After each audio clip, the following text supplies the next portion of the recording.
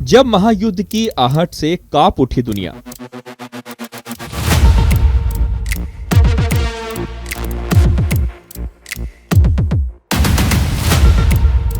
जब पश्चिम एशिया में उठी तबाही की लहर,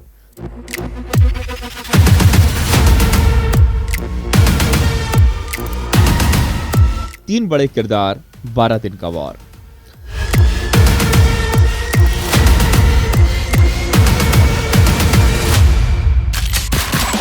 तेरह जून से 24 जून ये अंतराल भले ही 12 दिन का है, लेकिन इन 12 दिनों में दुनिया ने इजराइल, ईरान और अमेरिका की उस बिसात को करीब से देखा है जिसकी एक एक चाल ने दुनिया को डामाडोल कर दिया। हर नजर इन्हीं तीन चेहरों पर थी, बेंजामिन नेतन्याहू, अयातुल्लाह खामेनेई और डोनाल्ड ट्रंप।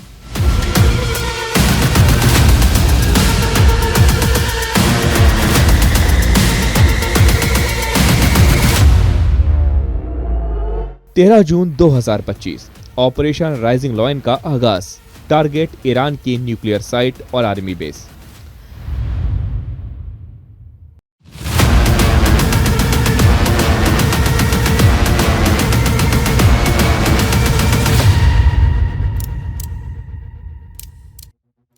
इजराइल ने जैसे ही ऑपरेशन राइजिंग लॉयन शुरू किया, दुनिया की धड़कन बढ़ने लगी। ईरान की मिसाइलें, इजराइल के फाइटर जेट्स और अमेरिका की चुप्पी, सब कुछ विस्फोटक था। पर इस पूरे घटनाक्रम के केंद्र में तीन चेहरे थे: इजरायली प्रधानमंत्री बेंजामिन नेतन्याहू, ईरानी सुप्रीम लीडर अयातुल्लाह खामेनेई और अमेरिकी राष्ट्रपति डोनाल्ड ट्रंप।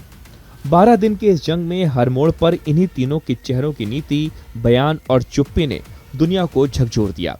इजराइल ने अचानक ऑपरेशन राइजिंग लॉयन शुरू किया।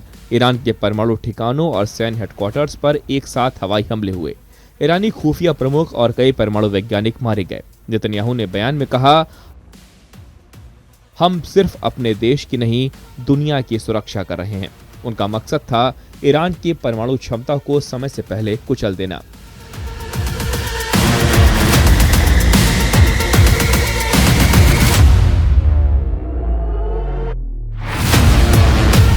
चौदह 15 जून ऑपरेशन 2 प्रॉमिस 3, खामेनेई का पलटवार और चेतावनी।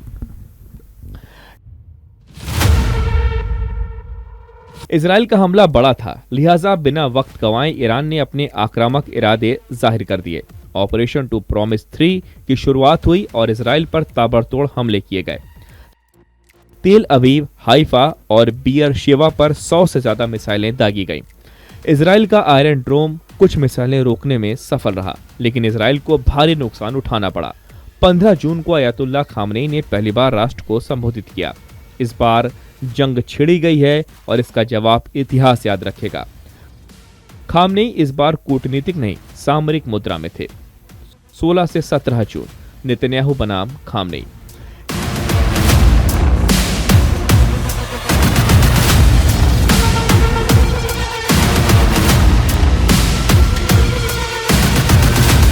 इजराइल ने तेहरान पर सीधा हमला किया।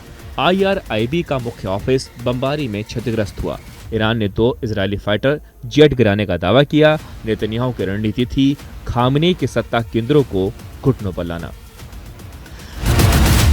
इस दिन तक नेतन्याहू और खामेनेई के बीच निजी स्तर पर पावर शो शुरू हो चुका था। दोनों तरफ से अपने अपने तरकश के ताकतवर तीरों का इस्तेमाल किया जा रहा था। 18 जून 2025 अमेरिकी राष्ट्रपति डोनाल्ड ट्रंप की एंट्री। पश्चिम एशिया, ईरान और इजराइल की इस जंग से धधक रहा था, लेकिन अमेरिका की खामोशी हर किसी को सता रही थी। इसी बीच 18 जून को अमेरिका के राष्ट्रपति डोनाल्ड ट्रंप ने ट्रुथ सोशल पर लिखा, ये युद्ध एक मूर्खता है, अगर मैं होता तो पहले दिन ही खत्म करवा देता। इस बयान ने अमेरिकी राजनीति में बवाल मचा दिया। व्हाइट हाउस को साफ करना पड़ा कि अमेरिका मध्यस्थ है, न कि युद्धरत पक्ष। ट्रंप का बयान इजराइल के हक में दिखा, जिससे खामेनेई बिफर गए। अगर अमेरिका सीधा युद्ध में उतरा तो आग फैल जाएगी। 19 से 20 जून मौत और मकसद।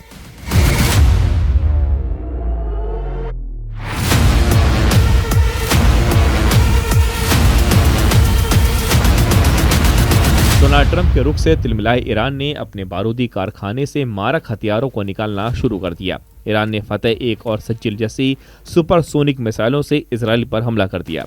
जवाबी कार्रवाई में इजराइल ने ईरान के 6 एयरबेस तबाह किए। 20 जून को नेतन्याहू ने सबसे बड़ा बयान दिया, खामनेई की हत्या के विकल्प का बयान। जंग तभी रुकेगी जब खामनेई नहीं रहेंगे। इजरायली हमलों में ईरानी सेना प्रमुख अली शादमानी और defence staff chief Ghulam Ali Rashid मारे गए। इजरायल का मकसद अब रक्षात्मक नहीं, लीडरशिप टारगेटिंग था।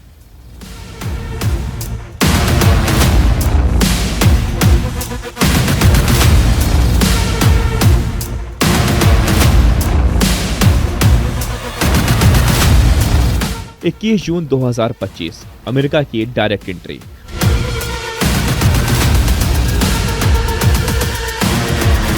लेकिन इस जंग में सबसे बड़ा मोड़ उस वक्त आया जब नेतन्याहू और खामनेई के बीच छिड़ी वर्चस्व की जंग में अमेरिका की डायरेक्ट एंट्री हो गई।